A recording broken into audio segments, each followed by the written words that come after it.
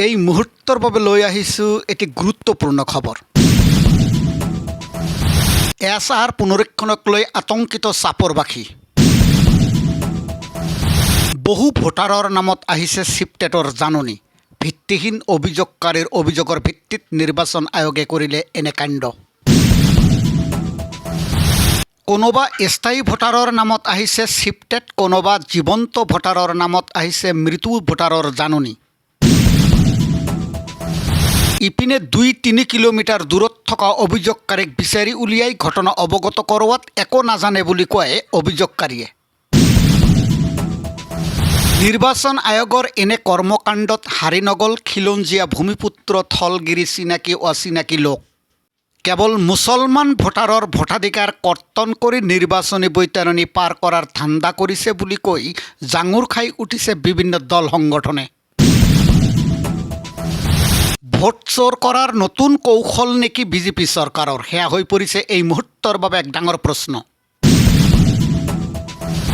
যি সময়ত ভোটাৰে আতংকত দিন কটাব লগা হৈছে, তেনে সময়ত বিৰোধীয়ে দলীয় প্ৰাৰ্থিত্ব বিচাৰি উল্লাস কৰা পৰিলক্ষিত হোৱা বিষয়টো ৰাইজক হতবাক কৰি তুলিছে।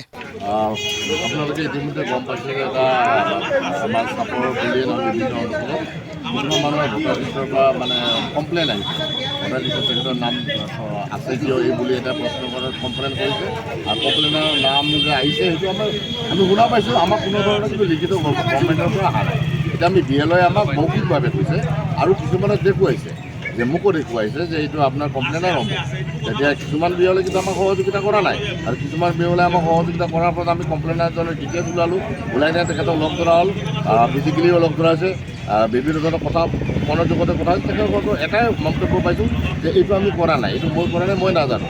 আচ্ছা, এতিয়া প্ৰশ্ন হ'ল তেখেতে যদি নাজানে ক'ৰ পৰা কেনেকৈ হ'লে এই ঘটনাটো এইটো। আৰু যিখিনি মানুহৰ নাম সোমাইছে গোটেই খিলঞ্জীয়া ভূমিপুত্ৰ আমাৰ ইয়াৰে একদম গোটেই দেশী মানুহখিনি চাপৰ অঞ্চলৰ আতংকত ভুগিছে। এতিয়া কি হ'ব? ইলেকশ্যনৰ সন্মুখত আহিছে।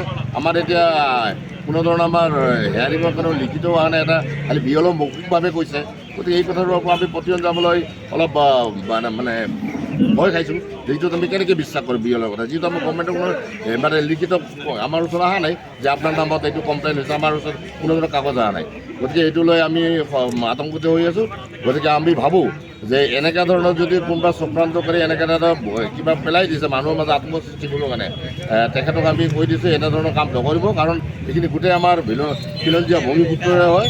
গতিকে আমাৰ ইজনৰ কমপ্লেইনাৰজনক কি কৰিছে, আপোনালোকৰ ভোটৰ কি কৰিছে? আমাৰ নাম কৰ্তন কৰিছে। নাম কৰ্তন কৰি কি কৰিছে, কমপ্লেইন কৰাৰ কাৰণে নাম কৰ্তন কৰিছে। এই কমপ্লেইন যদি যেতিয়া আমি সুধিছোঁ তেখেতে কৈছে নাই, মইতো মই নাজানো, মই যে কমপ্লেইন কৰিছোঁ। তেখেতৰ নামতে কমপ্লেইন হৈছে। এতিয়া কোনে এই চক্ৰান্ত কৰিলে এইটো লৈ ৰাইজে অলপ মানে চিন্তাত আছে আৰু।